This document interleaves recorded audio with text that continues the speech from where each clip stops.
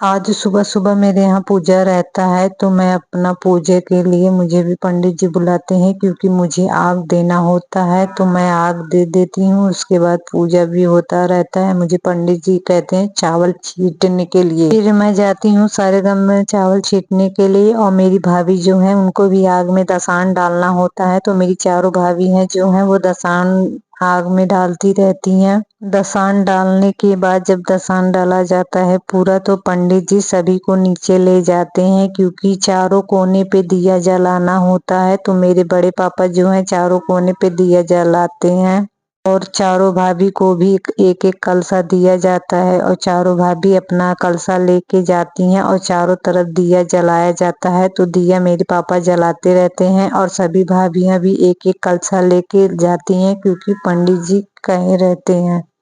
फिर उसके बाद ये नाउन जो है वो चारों तरफ झंडा लेके टहलती हैं क्योंकि झंडा भी लगाया जाता है। तो फिर मेरे पापा पूजा करते हैं और झंडा को भी लगाते हैं। पंडित जी बताते हैं जैसे जैसे करना है तो मेरे बड़े पापा करते रहते हैं।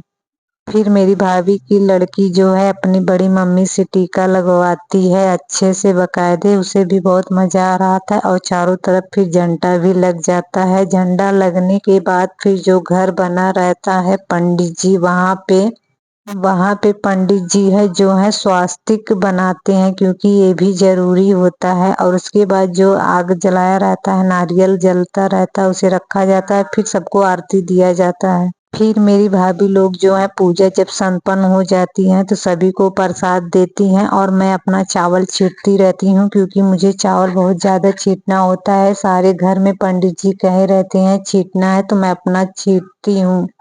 चावल छींटने के बाद जब मैं आती हूँ तो मेरी भाभी का लड़का जो है वो पंडित जी से अपने हाथों में रक्षा बंधवाता रहता है। तो मैं भी अपना चावल छींट के आ जाती हूँ तो मैं भी अपने हाथों में रक्षा बंधवा लेती हूँ और पंडित जी मेरे गोद में केला और 2 मिठाई भी रख देते हैं। फिर उसके बाद जो मेरी भाभी हैं वो अभी तक रसोई का काम नहीं की रहती हैं तो उन्हें खीर बनाया कहा जाता है। खीर बनाने के लिए वो खीर बनाती हैं और इधर पूड़ी भी छनाती रहती है और सब्जी भी बना रहता है सबको खाने के लिए। फिर जब इधर सब ये कार्यक्रम हो जाता है तो उसके बाद इधर गृह प्रवेश की भी तैयारी होती है तो मैं हम लोग सजावट किए रहते हैं। तो फिर मेरे बड़े पापा और बड़ी मम्मी का गृह प्रवेश होता है नए घर में।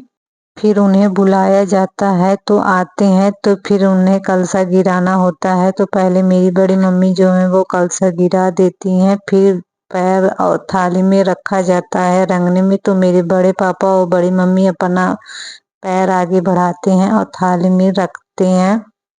थाली में पैर रखने के बाद फिर रुमाल पे चढ़ा जाता है। रुमाल पे चढ़ने के बाद जब गृह प्रवेश हो जाता है। अगर आपको मेरा वीडियो पसंद आए तो मेरे चैनल को सब्सक्राइब करें। राधे राधे।